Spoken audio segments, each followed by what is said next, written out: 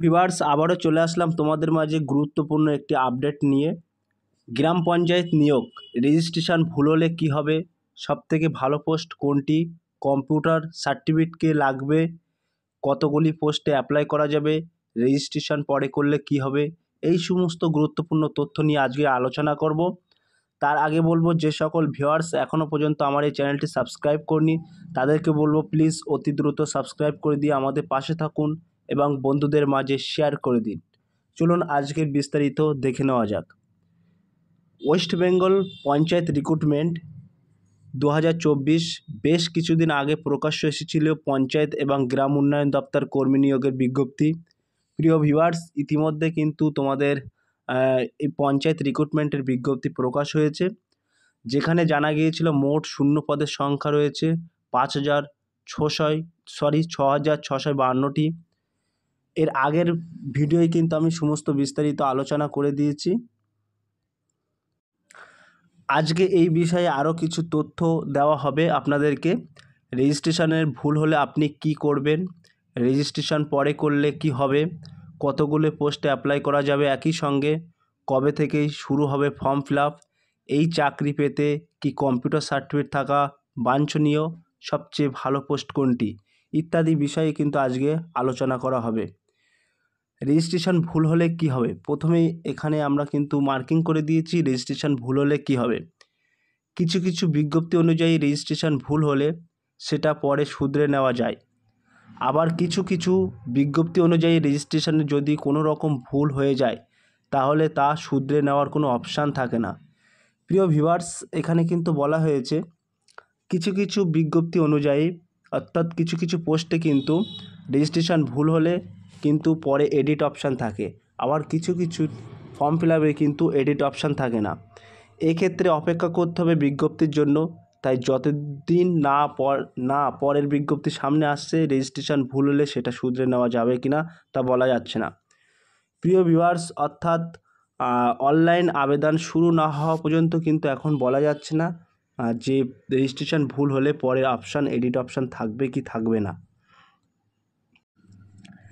Registration পরে করলে কি হবে, যে সমস্ত চাকরি প্রার্থীরা ইতিমধ্যে ভেবে রেখেছেন তারা এখনও আবেদন করবেন, এখানে আবেদন করবেন তাদের সময় বাঁচাতে এখন থেকে রেজিস্ট্রেশন করে নেওয়া ভালো, কেননা রেজিস্ট্রেশন হয়ে গেলে 80% সম্পূর্ণ হয়ে যাবে। কতগুলি পোস্টে অ্যাপ্লাই করা যাবে, এখানে বলা হয়েছে এক্ষেত্রে চাকরি প্রার্থীদের অবশ্যই একের বেশি পদে আবেদন জানাতে পারবেন না, কোনো রকম বাধ্যবাধকতা নেই। প্রিয় ভিউয়ার্স, এখানে কিন্তু বলা হয়েছে সরাসরি বলেই দিয়েছে একের বেশি পদে কিন্তু আবেদন জানাতে পারবেন, কোনো রকম বাধ্যকতা নেই। অর্থাৎ এখানে কিন্তু যে পদে তুমি যোগ্যতা অর্জন করে আছো সেই পদে কিন্তু আবেদন জানাতে পারবেন। কম্পিউটার সার্টিফিকেট কি থাকতেই হবে, এখানে বলা হয়েছে সব পোস্টের ক্ষেত্রে প্রয়োজন না হলেও সেক্রেটারি পদের জন্য 6 মাসের কম্পিউটার সার্টিফিকেট লাগবে এবং ডাটা এন্ট্রি পদের জন্য লাগবে কম্পিউটার সার্টিফিকেট। প্রিয় ভিউয়ার্স, এখানে কিন্তু বলা হয়েছে কম্পিউটার সার্টিফিকেট কেবলমাত্র সেক্রেটারি পদে 6 মাসের কম্পিউটার সার্টিফিকেট লাগবে এবং ডাটা এন্ট্রি পদের জন্যও কিন্তু কম্পিউটার সার্টিফিকেট লাগবে। তাই বলবো, যে সকল প্রার্থীরা ভাবছো সেক্রেটারি পদে অ্যাপ্লাই করবে তাদের ক্ষেত্রে কিন্তু 6 মাসের কম্পিউটার সার্টিফিকেট লাগবে এবং ডাটা এন্ট্রি পদে কিন্তু অ্যাপ্লাই করলেও কম্পিউটার সার্টিফিকেট লাগবে। কোন কোন পদ ভালো, এখানে আমরা বিবেচনা করে দেখেছি লোয়ার ডিভিশন অ্যাসিস্ট্যান্ট, এই পদটি কিন্তু খুব সুন্দর।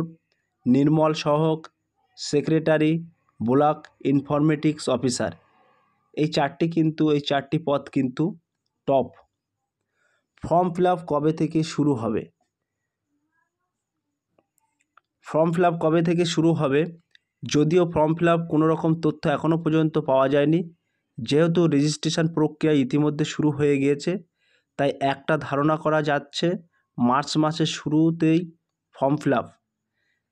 প্রিয় ভিউয়ার্স, যেহেতু এখন কিন্তু রেজিস্ট্রেশন প্রক্রিয়া ইতিমধ্যে শুরু হয়ে গেছে, তবে একটা ধারণা করা যাচ্ছে মার্চ মাসের শুরুতেই কিন্তু তোমাদের অনলাইন ফর্ম ফিল আপ হতে পারে।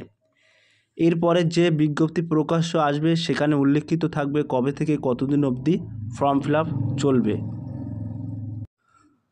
প্রিয় ভিউয়ার্স, এই ছিল আজকের টপিক ভিডিওটি। যদি ভিডিওটি ভালো লাগে থাকে প্লিজ লাইক, কমেন্ট এবং শেয়ার করে দিন বন্ধুদের মাঝে। ফিরে আসছি আগামী দিনে তোমাদের জন্য নতুন একটি টপিক ভিডিও নিয়ে।